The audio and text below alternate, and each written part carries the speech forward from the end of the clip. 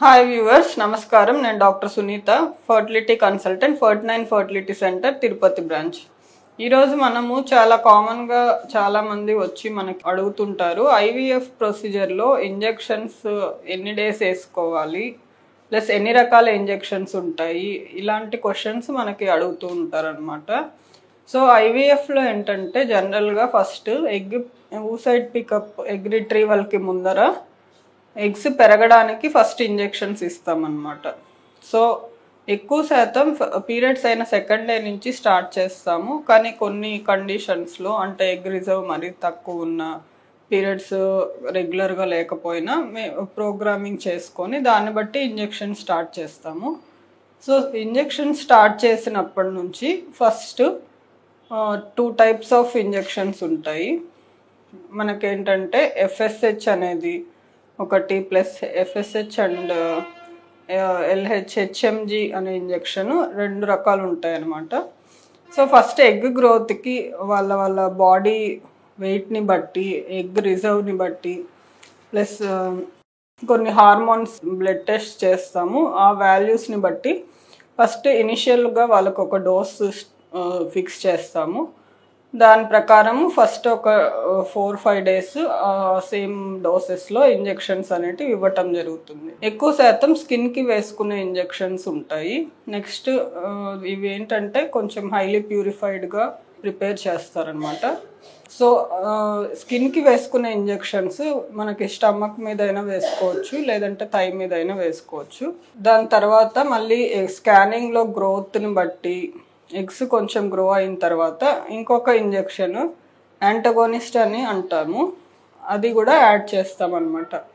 ఈ ఇంజెక్షన్ ఏంటంటే మెయిన్గా అన్ని ఎగ్స్ ఈక్వల్గా పెరుగుతున్నప్పుడు ఒక లెవెల్ సైజ్కి వచ్చిన తర్వాత ఒకటే ఎగ్ డామినేటింగ్గా అవ్వకుండా అన్నీ పెరగడానికి మనకి రెగ్యులేటరీ టైప్లో యూస్ చేస్తామన్నమాట. సో ఈ యాంటగోనిస్ట్ అనే ఇంజెక్షన్ కరెక్ట్గా ఒక టైం పీరియడ్లో వేసుకోవాలి. అంటే ఒక మ్యాక్సిమం ½ అన్ అవర్ అలా చేంజ్ ఉన్నా కూడా ఫిక్స్డ్, అంటే మార్నింగ్ టైంలో వేసుకుంటే మంచిది అనమాట.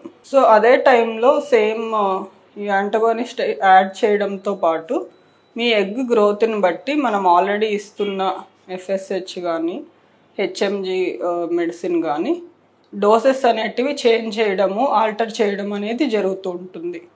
మోస్ట్లీ ఎక్కువ మందికి 10 డేస్కి ఫస్ట్ ఇంజెక్షన్స్ సరిపోతాయి. కొంతమందికి ఎగ్ గ్రోత్ డిలేగా ఉంది, ఇంకా ఎక్కువ రోజులు అవసరం అవుతుంది అనుకుంటే 12 to 13 డేస్ వరకు కూడా ఇంజెక్షన్స్ అనేటివి ఉంటాయి.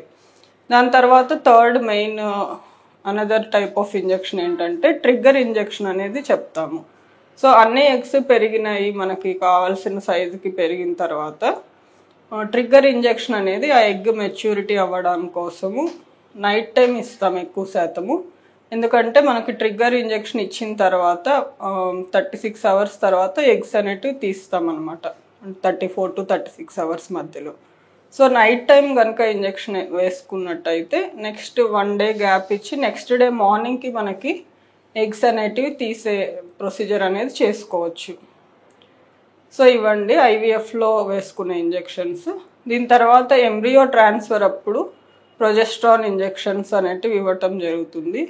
అండ్ ఎంబ్రియో ట్రాన్స్ఫర్ అయిన తర్వాత కొంచెం సపోర్టివ్ మెడిసిన్ కింద సేమ్ ప్రొజెస్ట్రాన్ అనేది కంటిన్యూ చేయాల్సి ఉంటుంది. వాళ్ళ రిస్క్ స్ట్రాటజీని బట్టి ఎయిదర్ వీక్లీ ట్వైస్ కానీ ఆర్ ఆల్టర్నేట్ డేస్ కానీ అట్లా వాళ్ళ రిస్క్ని బట్టి మేము ఇస్తుంటాము. సో ఇవన్నమాట ఐవీఎఫ్లో యూస్ చేసే మేజర్ ఇంజెక్షన్స్ ఇవి.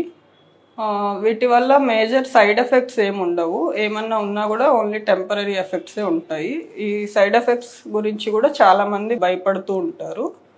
మేజర్ సైడ్ ఎఫెక్ట్స్ ఏమి ఉండవు, కొంచెం డిస్కంఫర్ట్ ఉంటుంది, లైట్గా పెయిన్ ఉంటుంది, కానీ మేజర్ ఇష్యూస్ అయితే ఏమీ ఉండవు. సో ఐవీఎఫ్ అనేది చాలా సేఫ్ ప్రొసీజర్, ఎవరు కంగారు పడక్కర్లేదు. So hope this information is helpful for you. Thank you very much.